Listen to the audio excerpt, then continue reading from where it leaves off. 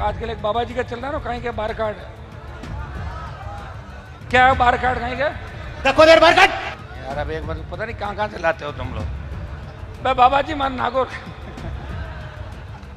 वो भी क्या पुराने मेरे पास ही बैठते थे। सुनो, नई सिस्टम से चलता हूं मैं। जट में मारा हाथों झंडो गाड़ दियो। भगवा वस्त्र, हाथों में तलवार, तलवार के मयान पर लिखा बॉस, फिल्मी अंदाज, धाकड़ बयानबाजी और एक बयान धक्को देर बार कार्ड जो पूरे नागौर में छाया।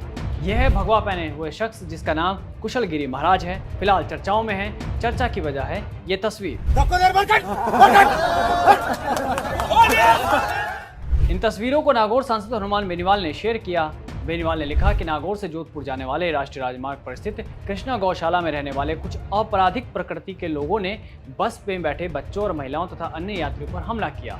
हमला अत्यंत निंदनीय है। साथ ही पुलिस से एक्शन लेने की मांग भी की। इसके बाद पुलिस ने कुछ ही घंटों में नागौर पुलिस ने त्वरित कार्रवाई करते हुए 14 व्यक्ति को डिटेन भी कर लिया और विधिक कार्रवाई जारी है और पुलिस का एक्शन अभी भी जारी है। श्री कृष्ण गौशाला पर पुलिस का छापा पड़ा। कुशल गिरी महाराज और श्रवण सिंह की तलाश फिलहाल जारी है। तो आखिर बताते हैं कि कुशल गिरी महाराज है कौन।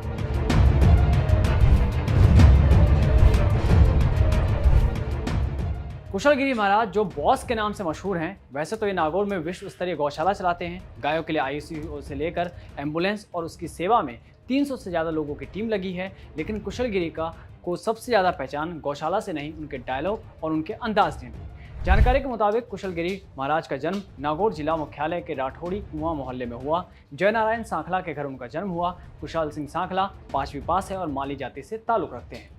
अगर बॉस के इतिहास और वायरल वीडियो को देखें तो ऐसा लगता है जैसे कि पावर और धमक की चाहत उनको शुरू से रही है। कुशाल सिंह सांखला नागौर में बजरंग व्यायाम नाम से अखाड़ा चलाते थे, जहां लोगों को मल्लयुद्ध से लेकर लाठी चलाने जैसी चीजें सिखाई जाती थी। कुशल गिरी का विवाह नागौर जिला मुख्यालय के नया दरवाजा के कक्कू वालों की पोल में हुआ। महामंडलेश्वर की उपाधि लिए भगवा पहने और प्रवचन देते कुशल गिरी को देखकर कई लोगों को लगता है कि वो शायद अविवाहित हैं, लेकिन ऐसा नहीं है। कुशल सिंह सांखला के 4 बच्चे हैं, 2 लड़के और 2 लड़कियां। एक बेटी देवी ममता के नाम से प्रसिद्ध है और वो कथावाचिका हैं और दूसरी लड़की अभी पढ़ाई कर रही हैं। 2 लड़कों में से एक महेंद्र और दूसरा मूलचंद सांखला जो घर का काम काज संभालते हैं। बताया जाता है कि साल 2013 में प्रयागराज में उनको महामंडलेश्वर की उपाधि मिली थी। जूना अखाड़ा की ओर से प्रयागराज कुंभ के समय ये उपाधि दी गई थी। कुशल गिरी महाराज ने गौ तस्करों से कई गायों को बचाया और बाद में मामले को संभाला, जिसकी वजह से वो और ज़्यादा फेमस होते चले गए। कुशल गिरी महाराज इसके बाद लगातार गौ सेवा के लिए अपनी आवाज़ भी बुलंद करते रहे।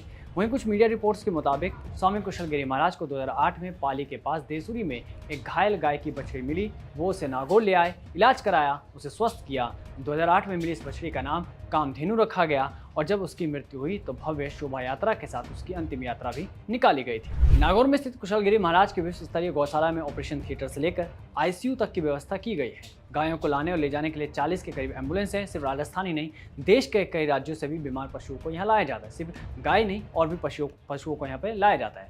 पर यह पहली बार नहीं है जब बॉस चर्चा में आए हो। करीब 6 साल पहले गौशाला में ही काम करने वाली एक युवती ने दुष्कर्म के आरोप लगाए थे, जिसके बाद शिकायत दर्ज होने के बाद ये भी बताया गया कि कुशल गिरी ने आत्महत्या करने की कोशिश की थी और बाद में कई दिनों तक उनका जोधपुर में इलाज भी चला था।